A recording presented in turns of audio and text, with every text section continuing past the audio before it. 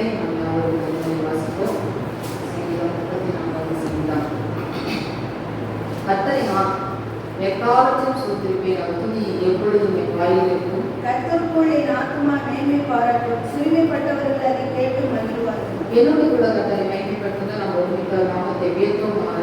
நான் கர்த்தரை தேடினேன், அவர் எனக்கு செவி கொடுத்து என்னுடைய எல்லா பயத்துக்கும் என்னை நீங்களாக்கி விட்டார். அவர்களை அவரை நோக்கி பார்த்து பிரகாசம் அடைந்தார்கள், அவர்கள் முகங்கள் சுத்தப்படவில்லை. இந்த ஏழை கூப்பிட்டால் கர்த்தர் கேட்டு அவன் இடுக்கண்களுக்கு எல்லாம் நீங்களாக்கி ரட்சித்தார். கர்த்தருடைய தூதன் அவருக்கு பயந்தவர்களுக்கு சொல்ல ஆலயங்களை அவர்களை விடுவிக்கிறார். கர்த்தர் நல்லவர் என்பதை ருசித்து பாருங்கள், அவர் மேல் நம்பிக்கையா இருக்கிற மனுஷன் பாக்கியவான். கர்த்தருடைய பரிசுத்தவான்களை அவருக்கு பயந்தார்கள், அவருக்கு பயந்தவர்களுக்கு குறைவில்லை. சிங்கக்குட்டிகள் தாழ்ச்சி அடைந்த பட்டினியா இருக்கும், கர்த்தரை தேடுகிறவர்களுக்கு ஒரு நன்மையும் குறைபடாது. பிள்ளைகளே வந்து எனக்கு செவி கொடுங்கள், கர்த்தருக்கு பயப்படுதலை உங்களுக்கு போதிப்பேன். நன்மையை காண்படி ஜீவனை விரும்பி நீடித்த நாட்களை வெற்றிக்கிற மனுஷன் தான். நாமே பொருளாதாரம் விடுதலை தவிர்த்து காத்துக்கொள். தீமை விட்டு விலகி நன்மை செய், சமாதானத்தை தேடி அதை தொடர்ந்து கொள். கர்த்தரை கர்த்தர் நீதிமான்கள் நம்பமாக இருக்கிறது, அவருடைய செவிகள் அவர்கள் கூட்டத்தில் திறந்திருக்கிறது. தீமை செய்தவர்களுடைய பேரை பூமியில் இராமல் அற்றுப்போக பண்ண கர்த்தருடைய முகம் அவர்களுக்கு விரோதமாக இருக்கிறது. நீதிமன்றம் கூப்பிடும் போது கர்த்தர் கேட்டு அவர்களுடைய எல்லா உபத்திரங்களுக்கு நீங்களாக்கி விடுகிறார். நொறுங்குண்ட இதயம் உள்ளவர்கள் கர்த்தர் சமீபமாக இருந்து நறுங்குண்ட ஆவியுள்ளவர்களை ரட்சிக்கிறார். நீதிமன்றம் வரும் துன்பங்கள் அநேகமாக இருக்கும், கர்த்தர் அவை எல்லாவற்றிலிருந்து அவரை பிடிப்பார். அவனுடைய எலும்புகள் எல்லாம் காப்பாற்றுகிறார், அவைகளை ஒன்றும் முறிக்கப்படுவதில்லை. தீமை துன்மார்க்கனை கொள்ளும், நீதிமன்றம் படைப்பும் குற்றவாளிகளாக சென்று கர்த்தர் நம்முடைய உயிர்கால ஆத்துமா மீட்டுக் கொள்கிறார், அவரை நம்புகிற ஒருவனும் குற்றமில்லை. நீங்கள் சங்கீதம் தியானிக்கிற சங்கீதம் தாவீது அபிமெலேக்கு என்பதாக வேஷமாக இருந்தபோது அவரால் பிறப்பை விடுதலை பாடினதான ஒரு சங்கீதம், இது ஒரு துதி பாடலாய் காணப்படுகிறது. அது மாத்திரமல்ல, தாவீது இதில் 2வது வசனத்தில் சொல்கிறார், கர்த்தரை நான் எக்காலத்தில் ஸ்தோத்திரிப்பேன், அவர் துதி எப்பொழுதும் என் வாயில் இருக்கும். கர்த்தரை எல்லா சூழ்நிலைகளிலும் நான் மனுஷனை கர்த்தரை ஸ்தோத்திரிப்பேன். இன்றைக்கு எல்லா சூழ்நிலையிலும் நாம் துதிக்க வேண்டும். சந்தோஷமா இருக்கும்போது கர்த்தரை துதிக்கலாம். ஆனால் துக்கமான நேரங்களிலே, வேதனையான நேரங்களிலே, கண்ணீரான நேரங்களிலே நாம் துதிப்பதற்கு அநேக நேரங்களிலே தடுமாறுகிறோம். அநேகர் துதிப்பதை நிறுத்தி விடுகிறார்கள். ஆனால் தாவீது சொல்கிறார், அங்கே தாவீதோட வாழ்க்கையில் எவ்வளவோ நெருக்கங்கள், பாடுகள், வேதனைகள், கண்ணீர்கள். இந்த அபிமெலேக்கு முன்பதாக அவன் வேஷம் மாறி அவன் ஒரு புத்தனை போல, ஒரு பைத்தியக்காரனை போல அவன் என்ன செய்கிறான், வேஷம் மாறி அப்படியெல்லாம் அவன் என்ன செய்யறான், முன்னாடி நடித்து தன்னை பாதுகாத்து கொள்ளும்படிக்காக, தன்னை காத்து கொள்ளும்படிக்காக பல காரியங்களை செய்கிறான். அவன் இப்படிப்பட்டதான பாதையின் வழியாக, நெருக்கத்தின் வழியாக, சிங்கத்தின் வழியாக, அக்கினி வழியாக சவுல் அவனை துரத்தும் போது அவனுடைய காரியங்களுக்கு முன்பதாக என்ன செய்கிறான், பலவிதமான போராட்டங்கள் வழியாக அந்த தாவீது கடந்து செல்கிறான். ஆனாலும் இப்படிப்பட்ட நெருக்கத்தின் பாதையில் நடந்து சென்றாலும் தாவீது கர்த்தரை என்ன செய்கிறான், துதிக்கிறான், கர்த்தரை ஸ்தோத்திரிக்கிறான். ஆகவேதான் நான் சொல்லுகிறான், கர்த்தரை நான் எக்காலத்திலும் ஸ்தோத்திரிப்பேன். ஆகவே தேவனுடைய பிள்ளைகளே, நம்ம வாழ்க்கையிலே எல்லா சூழ்நிலையிலும் நம்ம கர்த்தரை துதிக்க வேண்டும். ஒரு நீதிமான் கர்த்தரை என்ன செய்யணும், எல்லா சூழ்நிலையிலும் துதிக்கணும். அப்போ அப்படிப்பட்ட காரியங்களை நாம் கற்றுக்கொள்ள வேண்டும். எப்பொழுதும் நம்ம வாயில துதி இருக்க வேண்டும்.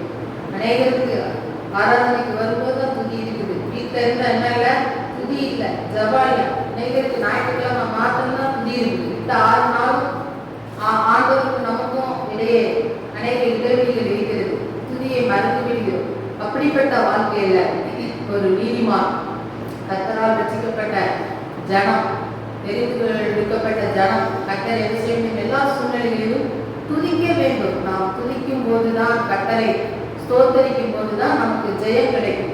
ஆகவே நம்ம வேதவசம் சொல்லுது, ஆபத்து காலத்தில் நீ சோர்ந்து போவாயானால் உன் பலன் குறுகினது. ஆபத்து நேரத்துல, வேதனை நேரத்துல நம்ம சோர்ந்து போகக்கூடாது, அப்படி விட்டுறக்கூடாது. அந்த சூழ்நிலையை கர்த்தரை நாம் என்ன செய்ய வேண்டும், துதிக்க வேண்டும்.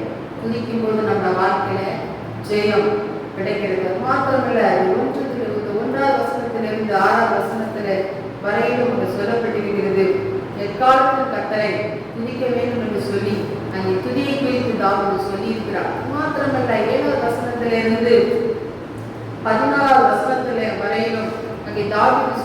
காரியம் என்னவென்றால், இங்கே ஜனங்களுக்கு அவன் புத்திமதிகளையும் அறிவுரைகளையும் அவன் சொல்லுகிறதை குறித்து நாம் பார்க்கிறோம்.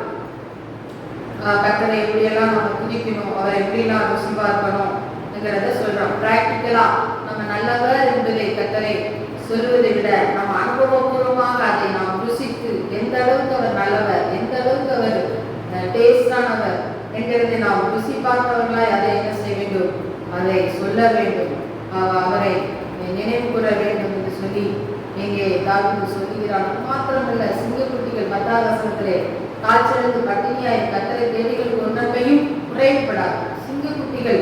சிங்கக்குட்டிகள் கூட அங்கே காடுகளிலே பட்டினியாய் இருக்கக்கூடிய சூழ்நிலைகள் வரலாம்.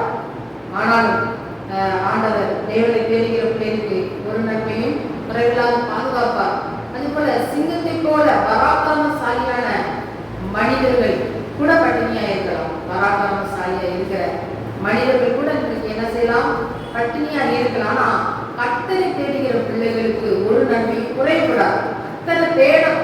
அதுதான் தாவீது அடிக்கடியா இந்த இடத்துல சொல்லுகிற காரியம். கர்த்தரை தேடுங்க. ஆண்டவர் கூட சொல்றாரு, முதலாவது தேவனுடைய ராஜ்யத்தை நீதியும் தேடுங்க, தேவனை தேடுங்க. தேடும்போது உங்க வாழ்க்கையில் என்ன இல்லை, குறைவு இல்லை. இன்றைக்கு அநேக தேவைகளுக்காக தேடுகிறார்கள். தன்னுடைய தேவை பூர்த்தி ஆனவுடனே அவங்க என்ன செய்யறாங்க, அப்படியே விட்டு விடுகிறார்கள். அப்படி இல்லை, எல்லா காலத்திலும் எல்லா சூழ்நிலையிலும் அவங்க இறுதி வரையிலும் கர்த்தரை என்ன செய்ய வேண்டும், தேடுகிறவர்களாய் சோதரிக்கிறவர்களால் காணப்பட வேண்டும். அப்ப கர்த்தரை என்ன செய்யணும், தேடணும். தேடும்போது குறைவு இல்லை. அப்போ பராக்கிரமசாலியான மனிதர்களுக்கு கூட பட்டினி வரலாம், பஞ்சங்கள் வரலாம். ஆனால் தேவனை தேடுகிற ஒரு பிள்ளைக்கு என்ன வராது, குறைவு வராது. தேவனை தேடுகிற பிள்ளை பார்வையில அற்பமா கூட இருக்கலாம், படிக்காதவங்களா கூட இருக்கலாம், அழகு இல்லாதவங்க கூட இருக்கலாம், பணம் இல்லாதவங்க கூட இருக்கலாம். ஆனா நீ தேவனை தேடுகிற பிள்ளையா இருப்பாயானால் உன் வாழ்க்கையில குறைவில்லாதபடி அவர் நடத்துவார். உன் அப்பத்தின் தண்ணீரை உனக்கு ஆசீர்வதிப்பார். உன் வாழ்க்கையில சமாதானத்தை தருவார், சந்தோஷத்தை தருவார்.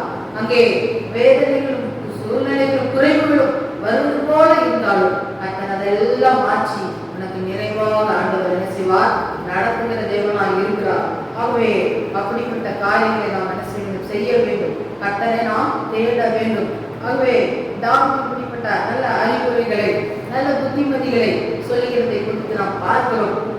15வது வசனத்திலிருந்து 22வது வசனத்தில் வரையிலும் நாம் வாசிக்கிற காரியம் என்னவென்றால், அங்கே நீதிமான்களுக்கு விடுதலையும் துன்மார்க்கருடைய அழிவை குறித்து அங்கே சொல்லப்பட்டிருக்கிறது. நீதிமான்களுக்கு எப்படி விடுதலை உண்டாகிறது வருகிறது என்பதை குறித்து அங்கே தாவீது மிகவும் அழகாக விவரித்து இதை பாடுகிறார், சொல்லுகிறார் என்பதை நாம் பார்க்கிறோம். தேவனுடைய பிள்ளைகளே, அப்போ நீதிமான்களுக்கு என்ன உண்டு, விடுதலை உண்டு. எப்போ உண்டு, கர்த்தரை கூப்பிடும் போது. அங்கே 17வது வசனத்துல நாம் பார்க்கிறோம், நீதிமான்கள் கூப்பிடும்போது கர்த்தர் கேட்டு அவருடைய எல்லா பத்தவர்களுக்கும் நீங்களாக்கி விடுவிக்கிறார். அப்ப நாம் ஆராதிக்கிற தேவன் விடுவிக்கிற தேவனாய் இருக்கிறார். அவர் விடுவிக்கிற தேவன். அப்போ நம்மளுடைய உபத்திரம் படும்போது நம்ம நினைச்சோம் கர்த்தரை நோக்கி கூப்பிடும். கர்த்தரை நோக்கி கூப்பிடும்போது ஆண்டவர் என்ன செய்கிறார், நீதிமான்களை நம்மை ஆண்டவர் விடுதலை ஆக்குகிறார். ஆகவே நம்ம பாருங்க, அண்ணாவுடைய வாழ்க்கையில் அவருடைய வாழ்க்கை உபத்திரம் அவருடைய சக்கலத்தை அவர் மிகவும் வேதனைப்படுத்தின போதிலும் தேவனுடைய சமூகத்திலே வந்து அவர் என்ன செய்கிறார், கூப்பிடுகிறார், முறையிடுகிறார், மன்றாடுகிறார். ஆண்டவர் அவருடைய சத்தத்தை கேட்டு அவருடைய நிந்தையை, அவருடைய இக்கட்டை, அவமானத்தை மாற்றி அவளுக்கு ஒரு விடுதலையை கொடுத்து அங்கே அவளை மகிழ பண்ணினார் என்று நாம் பார்க்கிறோம். தேவனுடைய பிள்ளைகளே, அதே போல நம்ம வாழ்க்கையில எந்த ஒரு சூழ்நிலையா இருக்கலாம், எப்படிப்பட்ட வேதனையா இருக்கலாம், கர்த்தரை நோக்கி கூப்பிடும் போது ஆண்டவர் நமக்கு விடுதலை தருகிற தேவனாய் இருக்கிறார். ஆகவே அந்த விடுதலை தருகிற தேவன் என்றைக்கு நம் ஆராதனையிலே விடுதலை உள்ளவராய் விழாவிக் கொண்டிருக்கிறார். அது மாத்திரமல்ல, 19வது வசனத்திலே பார்க்கிறோம், நீதிமான்கள் துன்பம் அநேகமாய் இருப்பார்கள், கர்த்தர் எல்லாவற்றையும் நம்மை விடுவிப்பார். நீதிமான்களுக்கு துன்பம் என்ன செய்யும், அநேகமாய் இருக்கத்தான் செய்யும். ஆனாலும் ஆண்டவர் என்ன செய்வார், அவனை விடுவிப்பார். பாருங்க, அப்ப நீதிமான்களை ஆண்டவர் விடுவிக்கிற தேவனாய் இருக்கிறார். அப்ப துன்மார்க்கங்களுக்கும் என்ன இருக்குது, துன்பம் இருக்குது, வேதனை இருக்குது. ஆனா துன்மார்க்கர்களுக்கு நல்ல முடிவு இல்லை. துன்மார்க்கனுக்கு என்ன இல்ல? விடுதலை இல்ல. துன்மார்க்கருக்கு என்ன இல்ல? விடுதலை இல்ல. ஆனா நீதிமான்களே நமக்கு ஆண்டவர் என்ன செய்கிறார்? விடுவித்து ஆண்டவர் பாதுகாக்கிறார். அப்ப பாருங்க, இந்த 15வது வசனத்திலிருந்து 22வது வசனம் வரையும் சொல்லப்படுகிற காரியம் நீதிமான்களுடைய விடுதலை குறித்து நாம் பார்க்கிறோம். அது மாத்திரமல்ல, துன்மார்க்கர்களுடைய அழிவு, துன்மார்க்கர் எப்படி அழிந்து போவான், எப்படி அவன் ஒன்றில்லாமல் போவான் என்பதை குறித்து நாம் பார்க்கிறோம்.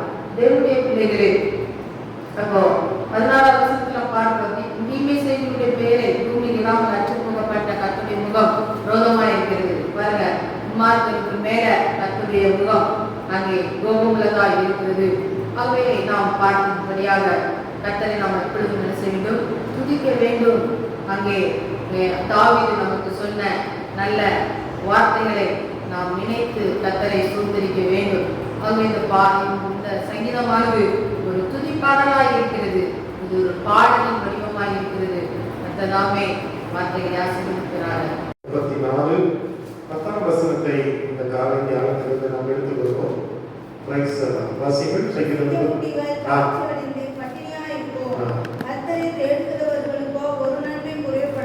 எல்லாம் சேர்ந்து 3 முறை வாசிப்போம். எல்லாம் சேர்ந்து 3 முறை வாசிப்போம். சிங்கக்குட்டிகள் ஆட்சி அடைந்து பட்டினியாய் இருக்கும். கர்த்தரை தேடுவதற்கோ ஒரு நன்மையும் குறைபடாது. சிங்கக்குட்டிகள் ஆட்சி அடைந்து பட்டினியாய் இருக்கும். கர்த்தரை தேடுவதற்கோ ஒரு நன்மையும் குறைபடாது. சிங்கக்குட்டிகள் ஆட்சி அடைந்து பட்டினியாய் இருக்கும். கர்த்தரை தேடுவதற்கோ ஒரு நன்மையும் குறைபடாது. ஹல்லேலூயா, ஹல்லேலூயா. தாவீதின் சங்கீதம். ஆண்டவர் இந்த சங்கீதத்தின் மூலமாய் நம்மோடு கூட பேச விரும்புகிறார். இந்த சங்கீதம் நம்முடைய வாழ்க்கையிலே ஒரு பெரிய எழுப்புதலை அது கொடுக்கிறதாக காணப்படுகிறது. ஹல்லேலூயா, ஹல்லேலூயா. இங்கே சொல்லப்பட்டிருக்கிறது, தாவீது அபிமெலேக்கு முன்பதாக வேஷம் மாறின போது அவனால் துரத்தி விடப்பட்டவையில் பாடின சங்கீதம் என்று சொல்லி. ஹல்லேலூயா. தாவீது அங்கே ஆடுகளை மேய்த்துக் கொண்டிருந்தான். அவனை தீர்க்கதரிசியாகிய சாமுவேல் வந்து அவனை அபிஷேகம் பண்ணினான், ராஜாவாக அபிஷேகம் பண்ணினான். அந்த நாளிலிருந்து தேவனுடைய அபிஷேகம் தைந்து அவன் மேல இருந்தது. தேவனுடைய வல்லமை அவன் மேல இருந்தது. தேவனுடைய பாதுகாப்பு அவன் மேல இருந்தது. இப்போது அவனுடைய தகப்பனாகிய ஈசாய், உன்னுடைய சகோதரர்கள் ராணுவத்தில் இருக்கிறார்கள், அவர்களுக்கு தேவையான உணவுகளை நீ கொடுத்து விட்டு வா என்று சொல்லி அவர்களை அனுப்புகிறார். அப்போது தாவீது அங்கே வந்தபோது பெலிஸ்தியனாகிய கோலியாத் அங்கே நிற்கிறான். அப்போது அவனை பார்த்து இஸ்ரவேல் ராணுவத்தினர் பயந்து ஒரு நாள் 2 நாள் அல்ல 40 நாட்கள் பயந்தால் அவனுடைய உயரம் 9 அடியாய் இருந்தது.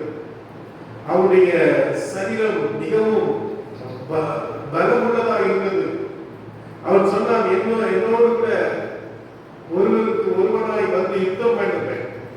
யார் என்னை ஜெயிக்கிறார்களோ, ஒருவேளை நான் அவனை ஜெயித்து விட்டால் இஸ்ரவேல் ஜனங்கள் எங்களுக்கு அடிமைகள். ஒருவேளை அவர்களை ஜெயித்து விட்டால், என்னை ஜெயித்து விட்டால் பெலிஸ்திய ஜனங்களாகிய நாங்கள் அவருக்கு அடிமைகள் என்று சொல்லி இப்படியாக ஒரு சவால் விட்டுக் கொண்டிருக்கிறார். எல்லாரும் பயந்து கொண்டிருந்த போது இந்த தாவீது சொன்னார், இந்த விருத்த சேதனம் இல்லாத இந்த பெலிஸ்தியரை நான் வீழ்த்துவேன் என்று சொல்லி. ஹல்லேலூயா, ஹல்லேலூயா, ஹல்லேலூயா. சவுல் ஆச்சரியத்தோடு கேட்கிறார், உன்னால எப்படி முடியும்? நீ சிறு பையனாய் இருக்கிறாய், நீ வாலிபனாய் இருக்கிறாய். அவனோ பிறந்தது முதல் ஒரு யுத்த வீரர். பிறந்தது முதல் அவன் பல யுத்தங்களை கண்டிருக்கிறான். அநேக ராஜ்யங்களை அவர்கள் தோற்கடித்திருக்கிறார்கள். அப்போது அவன் சொன்னான், தேவனுடைய ஆவியானவர் என் மேல் இருக்கிறார். ஒரு அல்லேலூயா சொல்லுங்க. தேவனுடைய ஆவியானவர் உங்க மேல இருந்தா நீங்க எவ்வளவு பெரிய மனுஷனையும் நீங்க ஜெயிக்க முடியும். ஒரு அல்லேலூயா சொல்லுங்க. எவ்வளவு பெரிய பிரச்சனையை நீங்க மேற்கொள்ள முடியும். எவ்வளவு பெரிய வியாதியை நீங்கள் ஜெயிக்க முடியும்.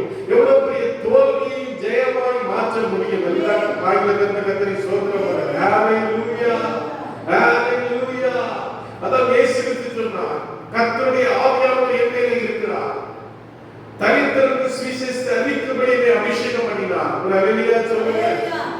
ஹல்லேலூயா, ஹல்லேலூயா. 4ஆம் அதிகாரம் 18ஆம் வசனத்தை நாம் வாசிக்கிறோம். இங்கே பார்க்கும்போது அருமையான தெய்வ பிள்ளைகளே,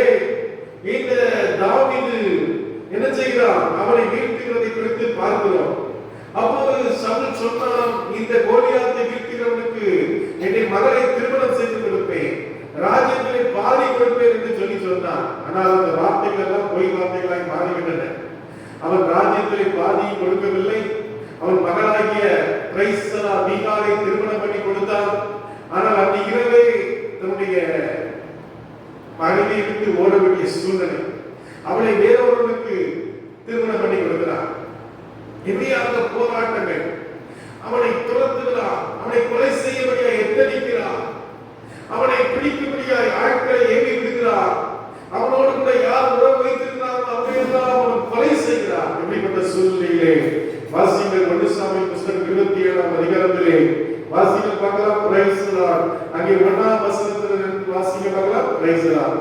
1 சாமுவேல் 27ஆம் அதிகாரம் 1ஆம் வசனத்திலிருந்து வாசிங்க. நான் எந்த நாளுக்காக ஒரு நாள் சவுலின் கையினால் மடிந்து போவேன். இனி சவுல் இஸ்ரவேலின் நிலைகளில் எங்கேயாவது என்னை கண்டுபிடிக்கலாம் என்கிற நம்பிக்கை அற்றுப்போகும் படிக்கும். நான் அவன் கைக்கு நீங்களாகும் படிக்கும். நான் பெலிஸ்தரின் தேசத்திற்கு போய் தப்பித்துக் கொள்வதை பார்க்கும் நலமான காரியம் வேறில்லை என்று தன் இருதயத்தில் யோசித்தான். ஆகையால் தாவீது தன்னோடு இருந்த 600 பேரோடு கூட எழுந்திருந்து மெயோகின் குமாரனாகிய ஆகீஸ் என்னும் காத்தின் ராஜாவிற்கு போய் சேர்ந்தார். இந்த இஸ்ரவேல் ஜனங்களுக்கு விரோதமாய் பெலிஸ்தியர்கள் அவர்கள் செயல்பட்டார்கள். அங்கே ஈசாக்கு பெலிஸ்திய தேசத்திலே குடியிருந்ததை குறித்து நாம் பார்க்கிறோம். ஆபிரகாம் பஞ்சத்தின் விரோதமாய் பெலிஸ்திய தேசத்துக்கு அவன் கடந்து சென்றான். இப்படியாக இஸ்ரவேல் ஜனங்களுக்கும் இந்த பெலிஸ்தியருக்கும் ஒரு அங்கே யுத்தங்கள் நடந்து கொண்டே இருந்தது. ஒரு போராட்டங்கள் நடந்து கொண்டே இருந்தது. அந்த இடத்திலே போய் அவன் இருக்கிறான். அவனுக்கு சிக்லாக்கை கொடுக்கிறார்கள். அல்லேலூயா சொல்லுங்க. அல்லேலூயா.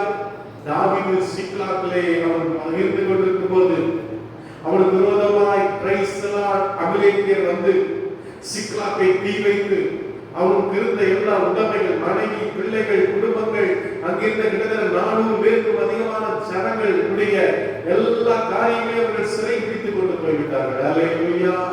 அல்லேலூயா. அப்போ அருமையான தேவ பிள்ளைகளே, நாம் ஒரு தேவ பிள்ளைகளாய் இருந்தால், தேவனை ஆராதிக்கிறவர்களாய் இருந்தால் நமக்கு போராட்டம் உண்டு. ஒரு அல்லேலூயா சொல்லுங்க. ஆண்டவர் சொன்ன உலகத்திலே உங்களுக்கு என்ன உண்டு? உபத்திரவம் உண்டு. இதே சங்கீதம் 34 வாசிக்கும் போது நீதிமானுக்கு வரும் துன்பங்கள் எப்படி இருக்குமா?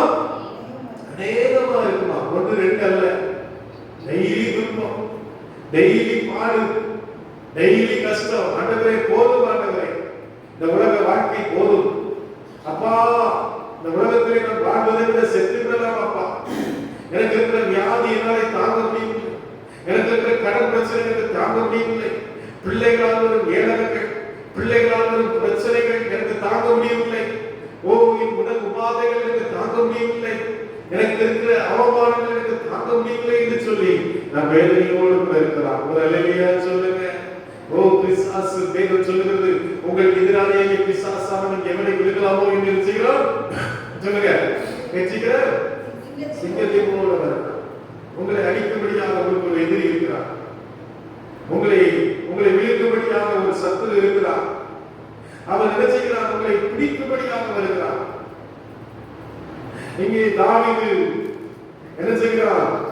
இந்த அபிமெலேக்கு முன்பதாக அவன் வேஷம் மாறுகிறான். இதனாலே இந்த தாவீது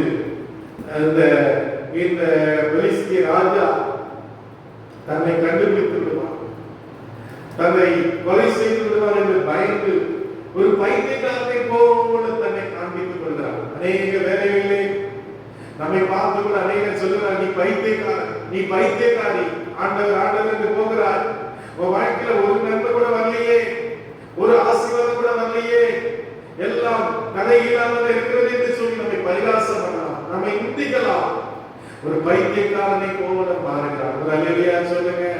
இன்னைக்கு இயேசு கிறிஸ்து இன்னைக்கு நம்மை ஒரு பைத்தியங்களாக வைத்திருக்கிறார். ஞானிகளை வெட்கப்படுத்தும்படி அவர் யாரை தெரிந்து கொண்டார்? பைத்தியங்களை தெரிந்து கொண்டார். இந்த உலகம் நம்முடைய பார்வையிலே நம்ம ஆண்டவரை ஆராதிக்கிற ஜனம், தெரிந்து கொள்ளப்பட்ட ஜனம், ஆண்டவரை வேதத்தை தூக்கிக் கொண்டு ஞாயிற்றுக்கிழமைகளிலே ஆராதனை வருகிற ஜனம். ஆனால் உலகத்தின் பார்வையிலே நம் பைத்தியக்காரர்கள். ஒரு இயேசு என்று சொல்லக்கூடிய ஒரு மனிதர் அவர் எருசலேமிலே காணப்பட்டார். ஒரு ஆசாரியர் தச்சு தொழில் செய்கிற ஒரு யோசேப்புடைய மகன். அவர் செத்து போனதாகவும் அவர் உயிரோடு எழுந்ததாகவும் அவர் அநேக அற்புதங்களை செய்ததாகவும் ஏதோ ஒரு கிறிஸ்தவர்கள் சில கதைகளை, சில கட்டுக்கதைகளை சொல்லிக் கொண்டிருக்கிறார்கள். அதையும் நம்பி ஒரு கூட்டம் ஜனங்கள் போய் கொண்டிருக்கிறார்கள் என்று சொல்லி இன்னைக்கு உலகம் உங்களையும் என்னையும் பார்த்து பரிகாசம் பண்ணி கொண்டிருக்கிறது. சொல்லுங்க அருமையான தெய்வங்களே, உங்களை என்னை பார்த்து உன்னை பார்த்து பைத்தியக்காரர்கள், பிச்சைக்காரர்கள், இயேசுவை ஏற்றுக்கொண்ட ஜனங்கள் எல்லாம் அவர்கள் கீழ் ஜாதி வகுப்பை சேர்ந்தவர்கள் என்று சொல்லி இன்னைக்கு ஒரு உலகம் உங்களுக்கும் எனக்கும் ஒரு காரியத்தை கற்பித்துக் கொண்டிருக்கிறது. அருமையான தெய்வங்களே, ஆண்டவர் ஞானிகளை வெட்கப்படுத்தும்படி தேவன் பைத்தியங்களை தெரிந்து கொண்டார். ஒரு அல்லேலூயா சொல்லுங்க. அன்னைக்கு தாவீது ஒரு பைத்தியக்காரனை போல மாறுகிறார். இயேசு கிறிஸ்து அன்னைக்கு கிறிஸ்துவான் கெச்சமனை தோட்டத்தில் இருக்கும்போது சேவகர்கள் வந்து அவரை பிடித்துக் கொண்டு அவரை அடித்து உதைத்து அவரை கண்களை கட்டி உன்னை அடித்தவன் யார் என்று சொல்லி அவரை பரிகாசம் பண்ணி அவரை எச்சில் உமிழ்ந்து அவருடைய தலையிலே ஒரு முள்முடியை வைத்து கோலினால் அடித்து சவுக்கால் அடித்து அவரை ஒரு பைத்தியக்காரரை போல மாற்றினார்கள். தெய்வ பிள்ளையே, தேவனுடைய ராஜ்யத்தின் விருத்தமாக நீ ஒரு பைத்தியக்காரனை போல மாற ஆசைப்படுகிறாயா? தேவனுக்காக உன்னுடைய வாழ்க்கையும் உன்னுடைய ஜீவனையும் ஒரு பைத்தியக்காரனை போல கொடுக்க நீ ஆயத்தமா இருக்கிறாயா? இயேசு மேல அன்பா இருக்கிறார். ஒரு அல்லேலூயா சொல்லுங்க. அல்லேலூயா, அல்லேலூயா, அல்லேலூயா. அருமையான தேவர்களே, வேதம் சொல்கிறது சிங்கக்குட்டிகள் எப்படி இருக்குமா? சாட்டியது பட்டினியா இருக்குமா? அல்லேலூயா. வாசிக்க பார்க்கலாம். சங்கீதம் 78 சங்கீதம் 23 வசனத்தை நாம் வாசிப்போம். சங்கீதம் 78 சங்கீதம் 23 வசனத்திலிருந்து வாசிக்க பார்க்கலாம். Praise the Lord. ஸ்தோத்திரம். அவர் வேதத்தில் உள்ள மேகங்களுக்கு கட்டளையிட்டு வானத்தின் கதவுகளை திறந்து மன்னாவை அவர்களுக்கு ஆகாரமாக வர்ஷிக்க பண்ணி வானத்தின் தானியத்தை அவர்களுக்கு கொடுத்தார். தூதர்களின் அப்பத்தை மனுஷன் சாப்பிட்டான். அவர்களுக்கு ஆகாரத்தை பூரணமாய் அனுப்பினார். ஆகாசத்திலே நீர்க்காற்றை வரப்பண்ணி தம்முடைய வல்லமையினால் தென்றலை வீசச் செய்து மாம்சத்தில் தூளத்தனையாய் சிறகுள்ள பறவைகளை கடற்கரை மணற்கனியாய் வர்ஷிக்க பண்ணி அவைகளை அவர்கள் பாளையத்தின் நடுவிலும் அவர்கள் கூடாரங்களை சுற்றிலும் இறக்க பண்ணினார். அவர்கள் புசித்து திருப்தி அடைந்தார்கள். ஆமென். அல்லேலூயா சொல்லுங்க. தாவீது சொல்லுகிறார், ஒன்று சாமுவேல் புத்தகம் 17ஆம் அதிகாரம் 34-35 நான் என்னுடைய தகப்பனுடைய ஆடுகளை மேய்த்துக் கொண்டிருக்கையில் ஒரு விசை என்ன வந்துச்சு? சிங்கம் வந்துச்சு. ஒரு விசை என்ன வந்துச்சு? கரடி வந்துச்சு. அவன் சிங்கங்களை பார்த்தவன், அவன் கரடிகளை பார்த்தவன். அந்த சிங்கங்கள் காட்டிலே எப்படி வாழ்கிறது அவனுக்கு தெரியும். கொஞ்சம் ஒரு மேய்ப்பன் அஜாக்கிரதையா இருந்தா உடனே இந்த சிங்கம் என்ன பண்ணும்? தூக்கி கொண்டு போயிடும். சிங்கம் எப்ப வேட்டையாட தெரியுமா உங்களுக்கு? இரவிலே வேட்டையாடும். அல்லேலூயா. நமக்கு தூக்கம் எப்போ வரும்? இரவில தான் வரும். ஆனா இந்த சிங்கத்திலிருந்து ஆடுகளை காக்க வேண்டும் என்றால் இரவில என்ன செய்ய முடியாது? தூங்க முடியாது. ஆண்டவர் இன்னைக்கு சொல்லுகிறார், மனுபுத்திரனே, உன்னை நான் சாபக்காரனாக வைக்கிறேன். நீ தூங்கி வழிகிறவனாய் அல்ல, தூங்குகிற நீ உன் தூக்கத்தை விட்டு எழுந்து, அப்போது கிறிஸ்து உன்னிலே பிரகாசிப்பார். அல்லேலூயா, அல்லேலூயா. அங்கே ஓ பிரைஸ் தி லார்ட். மேய்ப்பர்கள் மந்தையை காத்துக் கொண்டிருந்த போது ஒரு பிரகாசம், ஒரு ஒளி அவர்களுக்கு வந்தது. தூதர்கள் வந்து இறங்கினார்கள். சொன்னார்கள், உன்னதத்தில் இருக்கிற தேவனுக்கு மகிமையும் பூமியிலே சமாதானமும் மனுஷன் மேல் பிரியமும் உண்டாகும். மேய்ப்பர்கள் சாதாரண மனிதர்கள், மந்தையை காக்கிறவர்கள். அவர்களுக்கு தூக்கம் கிடையாது. அவங்களால நல்ல சாப்பாடு சாப்பிட முடியாது. வீட்டுல ஒரு நல்ல ஃபங்க்ஷன் என்ன செய்ய முடியாது, கலந்து கொள்ள முடியாது. கடந்த நாட்களிலே எங்கள் உறவினர் ஒருவர் எங்களை இந்த புதிய முத்தூருக்கு பக்கத்தில் உள்ள ஒரு இடத்தை கூட்டு போயிருந்தார். அப்போ நாங்க அவருடைய நண்பருடைய வீட்டுக்கு போனோம். அவருடைய நண்பர் யார் என்றால் ஒரு ஆடு மேய்க்கிறார். அல்லேலூயா, அல்லேலூயா. அவர் ஆடுகளை மேய்க்கிறவர். கிட்டத்தட்ட ஒரு 40 ஆடுகள் அவர் மேய்த்து கொண்டிருந்தார். அப்ப நாங்க போயிட்டு இருக்கும்போது இன்னொருத்தர் ஒரு 100-200 ஆடுகள் மேய்த்து கொண்டிருந்தார். அப்ப சொன்னார், இவர் யார் தெரியுமா? இவர் இங்க தூத்துக்குடியில காவல்துறையில வேலை செய்கிறார், ஒரு போலீஸ்கார். அவருக்கு 200 ஆடுகள் இருக்கிறது. அப்போது அந்த நண்பரை பார்க்க முடியாய் போன போது அவர் வீட்டுல இல்லை. அப்படி மனைவி தான் இருந்து எங்களுக்கு காப்பி எல்லாம் கொண்டு வந்தார். அவர் என்ன செய்தார், நான் ஆடு மேய்த்து கொண்டிருக்கிறேன், நீங்க போற வழியில என்னை பார்த்துட்டு போங்க. உடனே நாங்க போன போது அவர் ஆடுகளை மேய்த்து கொண்டிருந்தார். கையில ஒரு கம்பு வைத்திருந்தார், தண்ணி பாட்டில் வைத்திருந்தார், ஒரு நாய் வைத்திருந்தார். அவரோடு கூட ஒரு சில மேய்ப்பர்கள், ஒரு 2 பெண்களும் ஆடுகளை மேய்க்கிறவங்க அவரோடு கூட இருந்தார். உடனே அவர் சொன்னார், கொஞ்சம் வெயிட் பண்ணுங்க, நான் போய் உங்களுக்கு ஒரு வெள்ளரி பழம் ஒன்று பறிச்சுன்னு சொல்லி அவர் போய் இருந்தார். ஒரு வெள்ளரி பழத்தை பறித்து கொண்டு வந்தார். கடுமையான வெயில் அந்த இடத்துல இருந்துச்சு.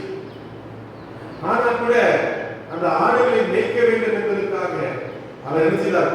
கவனமாக ஆடுகளை மேய்த்துக் கொண்டு அவர் இருந்ததை குறித்து நாம் பார்க்கிறோம். அருமையான தெய்வ பிள்ளைகளே, தாவீதும் அப்படிதான்.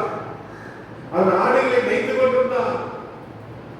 அவனை கரடி வந்தது, சிங்கம் வந்தது, அவைகளை ஒரு ஆட்டுக்குட்டியை போல கிழித்து போட்டான்.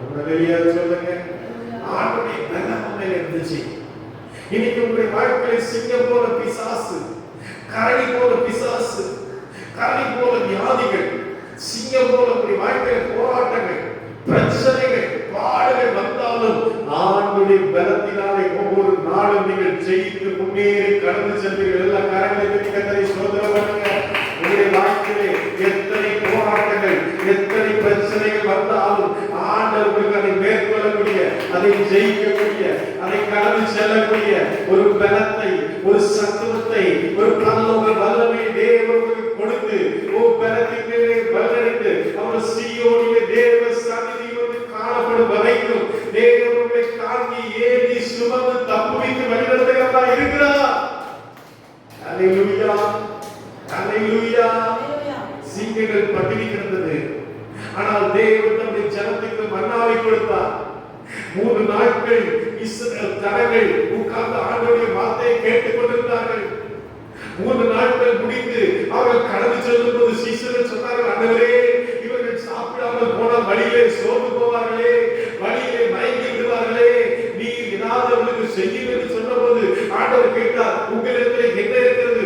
5 அப்பம் இருக்கிறது, 2 மீன் இருக்கிறது, அதை இடத்திலே கொண்டு வாருங்கள் என்று சொல்லி அதை ஆசீர்வதித்து ஜெபித்த போது அது 5000 பேர் சாப்பிடத்தக்கதான ஒரு பெருக்கமுடையதாக மாறினது. தேவனுடைய இன்னைக்கு வாழ்க்கையிலே பரிசுல கொஞ்சம் இருக்கிறதே, என்னுடைய வாழ்க்கையில நிறைவு இல்லையே, ஆசீர்வாதம் இல்லையே, நன்மை இல்லையே என்று சோர்ந்து போகாதே. தேவன் உனக்கு இருக்கிற அந்த கொஞ்சத்தை அவர் பெருக்கி உன்னுடைய தேவைகள், உன்னுடைய குறைகள் எல்லாவற்றையும் அந்த நிறைவாக்க வல்லவராக இருக்கிறார். அல்லேலூயா, அல்லேலூயா. பிலிப்பியர் 4:19 என் தேவன் தம்முடைய ஐஸ்வரியத்தினால் நம்முடைய குறைவுகளை எல்லாம் கிறிஸ்து இயேசுவுக்குள் என்ன செய்வார்? நிறைவாய் மாற்றுவார். அல்லேலூயா சொல்லுங்க. அல்லேலூயா, அல்லேலூயா. கர்த்தரை தேடுவதென்றால் என்ன? கர்த்தரை தேடுவதென்றால் என்ன? ஆண்டவர் சொன்னார், உன் முழு இதயத்தோடும், உன் முழு ஆத்மாவோடும், உன் முழு பலத்தோடும் நீ என்ன செய்வாயாக? அன்பு கூர்வாயாக. அந்த சபையிலே அநேக விசுவாசிகள் இருந்தாலும் கூட இன்னைக்கு ஒரு சில மக்களாய் நாம் வந்திருக்கிறோம். காரணம் என்ன? ஆண்டவரிடத்திலே இருக்கிற அந்த அன்பு, ஆண்டவரிடத்திலே இருக்கிற விசுவாசம், ஆண்டவரிடத்திலே இருக்கிற அந்த நம்பிக்கை. அல்லேலூயா. இன்னைக்கு நம்முடைய இந்திய தேசத்திலே 150 கோடி மக்கள் இருக்கிறார்கள். ஆனால் கிறிஸ்தவ மக்கள் ஒரு கொஞ்சம் மக்கள் மட்டும்தான் இருக்கிறார்கள். 4% மக்கள் மட்டும்தான் இருக்கிறார்கள். அந்த 150 கோடியிலிருந்து இந்த 4% மக்களை மாத்திரம் தான் ஆண்டவர் தெரிந்து கொண்டிருக்கிறார். ஒரு அல்லேலூயா சொல்லுங்க. அல்லேலூயா. கர்த்தருக்கு பயப்படுறதுக்கு என்ன இல்ல? ஒரு குறைவில்லை. 9ஆம் வசனத்தை வாசிக்க பார்க்கலாம். சங்கீதம் 34 9ஆம் வசனத்தை வாசிக்க பார்க்கலாம். Praise the Lord. ஸ்தோத்திரம். சங்கீதம் 30. கர்த்தருடைய பரிசுத்தவான்கள் அவருக்கு பயந்திருந்தார். அவருக்கு பயந்தவர்களுக்கு குறைவில்லை. ஒரு ஹல்லேலூயா சொல்லுங்க. கர்த்தருடைய பரிசுத்தவான்களை ஆண்டவர் எப்படி அழைக்கிறார்? பரிசுத்த ஜாதி. ஒரு ஹல்லேலூயா சொல்லுங்க. ஹல்லேலூயா. தூத்துக்குடிக்கு நான் வந்தப்போ சொன்னாங்க, ஒவ்வொரு ஜாதியிலும் கிட்டத்தட்ட 10-15 வகை இருக்கு அப்படின்னு சொன்னாங்க. நீங்க எந்த வகை? நீங்க ஏயா பியா இப்படிலாம் கேட்டாங்க. ஆனா ஆண்டவர் சொல்லுகிறார் பரிசுத்த ஜாதி. ஒரு ஹல்லேலூயா சொல்லுங்க. பரிசுத்த ஆசாரிய கூட்டம், பரிசுத்த ஜாதி. தேவப்பிள்ளையே, நீ ஏயா இருந்தாலும் பியா இருந்தாலும், நீ உயர் ஜாதியா இருந்தாலும் கீழ் ஜாதியா இருந்தாலும், இயேசுவை நீ அணிந்தால் மாத்திரம்தான் நீ பரலோக ராஜ்யத்துக்கு போக முடியும். ஹல்லேலூயா சொல்லுங்க. ஹல்லேலூயா. நீ என்ன ஜாதியா இருக்கலாம். நான் இருக்கிறதுலே சூப்பர் ஜாதி. நான் தலையிலிருந்து வந்தவன், நான் நெஞ்சிலிருந்து வந்தவன், நான் இடுப்பிலிருந்து வந்தவன், நீ காலில் இருந்து வந்தவன். நீ எப்படி எங்க இருந்து வந்தாலும் பரவாயில்ல, நீ இயேசுவை ஏற்றுக்கொண்டு அவருக்காக வாழ்ந்து அவருக்காக பரிக்கும் போது மாத்திரம் தான் நீ பரலோக ராஜ்யத்துக்கு போக முடியும். ஹல்லேலூயா சொல்லுங்க. ஹல்லேலூயா. ஹல்லேலூயா. தாவீதுடைய வாழ்க்கையிலே அவன் அங்கே காடுகளிலே இருக்கும்போது நாபால் என்று சொல்லக்கூடிய ஒரு மனிதனை சந்திக்கிறான். ஹல்லேலூயா. ஹல்லேலூயா. நாபால் என்று சொல்லக்கூடிய மனிதன் அவனுடைய வாழ்க்கையிலே அவன் எப்படி இருந்தான்? அவன் பெரிய ஒரு ஐஸ்வர்யமானாய் காணப்பட்டான். ஹல்லேலூயா. ஹல்லேலூயா. அவன் பெரிய ஐஸ்வர்யவானாய் இருந்தான். அங்கே பிரைஸ் தி லார்ட். ஸ்தோத்திரம். அவன் ஐஸ்வர்யவானாய் இருக்கும்போது அவன் இடத்துல கேட்டான், ஐயா எனக்கு கொஞ்சம் உதவி செய்யுங்க, நானும் என்னுடைய ஜனமும் பசியா இருக்கிறோம், எங்களுக்கு நீங்க உதவி செய்யுங்கள் என்று சொன்ன போது அவன் சொன்னான், அவர்களை பார்த்து அற்பமாய் பேசினான், அவர்களை பார்த்து தேவையில்லாத வார்த்தைகளை பேசினான், அவர்களை பார்த்து அங்கே பிரைஸ் அருமையான தேவப்பிள்ளையே அவர்களை நிந்தித்தான். தாவீதுக்கு கோபம் வந்தது. தாவீதுக்கு கோபம் வந்த போது தாவீது என்ன செய்தான்? 1 சாமுவேல் 18ஆம் அதிகாரத்திலே நாம் அதை குறித்து வாசிக்கிறோம்.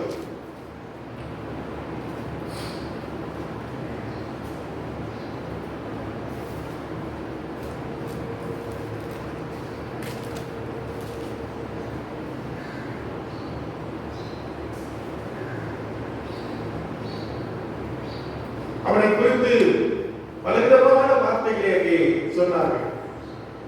அவனை நிந்தித்து பலவிதமான காரியங்களை எல்லாம் சொன்னார்கள். ஆனாலும் தாவீது கொஞ்சம் கோபப்பட்டான். அவனை கொலை செய்யும்படியாக நினைத்தான். ஆனால் அவனுடைய மனைவியாகிய அபிகாயில் புத்திசாலியாய் காணப்பட்டார். ஒரு ஹல்லேலூயா சொல்லுங்க. வேதம் சொல்லுகிற புத்தி உள்ள மனைவி சொல்லுங்க, கர்த்தரும் ஈவு. ஒரு ஹல்லேலூயா சொல்லுங்க. ஆமென். மனைவி என்பவர் யார்? ஆண்டவர் கொடுக்கிற ஒரு பரிசு. ஹல்லேலூயா. ஹல்லேலூயா. 1 சாமுவேல் 25ஆம் அதிகாரத்திலே இந்த சம்பவத்தை குறித்து நாம் வாசிக்கிறோம். அங்கே தன்னுடைய கணவன் முரணாக, தன்னுடைய கணவன் அங்கே உதவி செய்ய மனமற்றவனாக இருந்தாலும் இந்த அபிகாயில் என்று சொல்லக்கூடிய அந்த சகோதரி தாவீதுக்கு எல்லா உதவிகளையும் செய்து கொடுத்தார். ஹல்லேலூயா சொல்லுங்க. ஹல்லேலூயா. ஹல்லேலூயா. அப்போது இதை கேட்டபோது நாபால் அங்கே மரித்து விடுகிறார். பின்பு தாவீது அந்த அபிகாயிலை திருமணம் செய்து கொள்கிறார் என்று சொல்லி பார்க்கிறோம். இப்படியாக தாவீதுடைய வாழ்க்கையிலே பசியின் அனுபவங்கள், பஞ்சத்தின் அனுபவங்கள், கஷ்டத்தின் அனுபவங்கள் காணப்பட்டது. ஒரு சமயத்திலே ஆபிரகாம் தன்னுடைய மந்தையை கூட்டிக் கொண்டு அவன் கடந்து செல்கிறார். பஞ்சம் உண்டாகிறது. பஞ்சம் உண்டாகும் போது எகிப்து தேசத்துக்கு போகிறார்கள். ஆகோர் ஆபிரகாமின் மனைவியாகிய சாராளை எடுத்துக் கொள்கிறார். அவளை திருமணம் செய்யும்படியாக நினைக்கிறார். ஆபிரகாம் சொல்லியிருந்தான், நீ எங்க போனாலும் நீ என்ன சகோதரன் சொல்லணும். ஏன்னா நீ ரொம்ப அழகா இருக்கிற, உன்னை யாராவது எடுத்துட்டு என்னை கொலை செஞ்சிருவாங்க, ஆகவே நீ என்னை சகோதரன் என்று சொல்ல வேண்டும் என்று சொன்னான். அவளும் அப்படி சொன்னான். ஆனால் ஆபிரகாம் ஜெபிக்கிறான். பார்வோன் தன்னுடைய மனைவியை எடுத்துக்கொண்ட போது, ஆண்டவரே நீர் எனக்கு இரக்கம் செய்யணுமே, என் மனைவியை காப்பாற்றணுமே, திருப்பி தரணுமே ஜெபம் போது கர்த்தர் மூல வியாதியினாலே பார்வோனுடைய குடும்பத்தை கர்த்தர் பார்த்தார். அல்லேலூயா. ஆபிரகாம் அவளுக்காக ஜெபித்த போது ஆண்டவர் அவருக்கு சுகத்தை கொடுத்தார். அல்லேலூயா சொல்லுங்க. முதல் தெய்வீக சுகம் எங்க உண்டாச்சு? ஆதியாகமத்தில். அல்லேலூயா அல்லேலூயா. யாருக்கு? பார்வோனுடைய குடும்பத்துக்கு. பார்வோனுடைய குடும்பத்துக்கு தேவன் தெய்வீக சுகத்தை கொடுத்தால் கர்த்தர் உங்களுக்கு எனக்கு கொடுப்பது எவ்வளவு நன்மை. அல்லேலூயா. ஒரு தேவனுடைய மனுஷன் ஜெபிக்கும் போது ஆண்டவர் சொன்னார், நீங்கள் ஒருவர் குறைகளை ஒருவர் அறிக்கையிட்டு ஒருவருக்காக ஒருவர் ஜெபம் பண்ணுங்கள், நீதிமான் செய்யும் வேண்டுதல் எப்படி உள்ளது? மிகவும் பலமுள்ளது. ஒரு அல்லேலூயா சொல்லுங்க. அல்லேலூயா அல்லேலூயா. அருமையான தெய்வ பிள்ளைகளே, ஆண்டவர் நம்முடைய பசியை, ஆண்டவர் நம்முடைய தாகத்தை நிறைவேற்றுகிறவராய் காணப்படுகிறார். ஒரு அல்லேலூயா சொல்லுங்க. அல்லேலூயா அல்லேலூயா. ஒரு சமயத்தில் சிம்சோன் நியாயாதிபதிகள் 15ஆம் அதிகாரம் 18 20 வரைக்கும் அவன் தாகமாய் இருந்தான். பெலிஸ்தரை முறியடித்த போது அவன் தாகமாய் இருந்தான். ஆண்டவரே இவ்வளவு பெரிய வெற்றியை கொடுத்தி நான் அந்த தாகத்தினால் செத்து பெலிஸ்தரால் நான் அடிக்கப்பட வேண்டுமா என்று கேட்டபோது கர்த்தர் அவனுக்கு ஒரு தண்ணீரை கொடுத்தார். ஒரு அல்லேலூயா சொல்லுங்க. அல்லேலூயா அல்லேலூயா. மத்தேயு சுவிசேஷம் 5ஆம் அதிகாரம் 6ஆம் வசனத்தை வாசிக்கலாம். மத்தேயு சுவிசேஷம் 5ஆம் அதிகாரம் 6ஆம் வசனத்தை வாசிக்கலாம். மத்தேயு 5:6 வாசிக்கலாம். நீதியின் மேல் பசிதாகமுள்ளவர்கள் பாக்கியவான்கள், அவர்கள் திருப்தி அடைவார்கள். அல்லேலூயா. நீங்க உங்களுக்கு எது மேல திருப்தி இருக்கு? இன்னைக்கு பாருங்க, சிஎஸ்எஸ் சபை, ஆர்சி சபைக்காரங்க எத்தனை நாள் உபாசம் ஜெபம் பண்றாங்க சொல்லுங்க? 40 நாள் ஜெபம் பண்றாங்க. பெந்தேகோஸ்தே விசுவாசிகள் நம்ம ஜெபாசம் இருக்கிறோமா? இன்னைக்கு ஆண்டவருடைய சமூகத்துல இருக்கிறோமா? குறை சொல்றோம், அவங்க அப்படி இருக்காங்க, இங்க அப்படி இருக்காங்க, அவங்க எந்த குறை இருக்கு, இங்க எந்த குறை இருக்குன்னு சொல்றோம். ஆனா இன்னைக்கு அவங்கள போல உபாசத்து ஜெபம் பண்றோமா? தாகம் இருக்கு, ஆண்டவர் மேல தாகம், ஆண்டவர் மேல வாஞ்சை, ஆண்டவர் மேல பாசம் நமக்கு இருக்கு. ஆலோசனை நீதியின் மேல் பசிதாகம் உள்ளவர்கள் பாக்கியவான்கள், அவர்கள் என்ன செய்வார்கள்? திருப்தி அடைவார்கள். ஒரு அல்லேலூயா சொல்லுங்க. அல்லேலூயா. அப்போ தேவ பிள்ளையே, இந்த உலகத்துல நல்ல சாப்பிடணும், நல்ல ட்ரெஸ் பண்ணணும், நல்ல வாழணுங்கிற ஒரு ஆசை மட்டும் இல்ல, இந்த பரலோக ராஜ்யத்தின் மேல நம்ம தாகமா இருக்கணும். ஒரு அல்லேலூயா சொல்லுங்க. ஆண்டவர் சொல்ற தாகமா இருக்கிறவன் என்னிடத்திலே வந்து என்ன செய்கிறவன்? பானங்கள் கடவன்.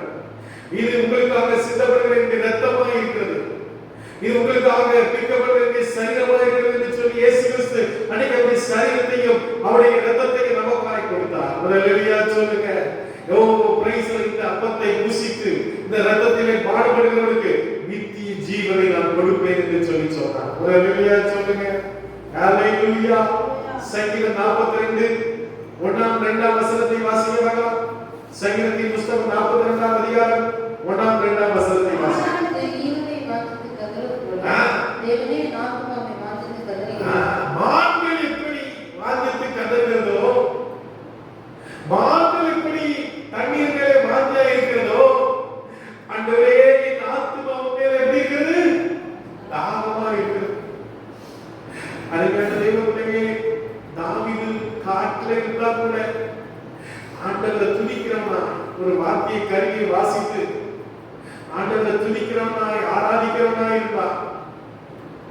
அதனால கர்த்தர் சொன்னா, கர்த்தரை நான் எக்காலத்திலும் ஸ்தோத்திரிப்பேன், அவர் துதி எப்போது என் வாயில இருக்கும்.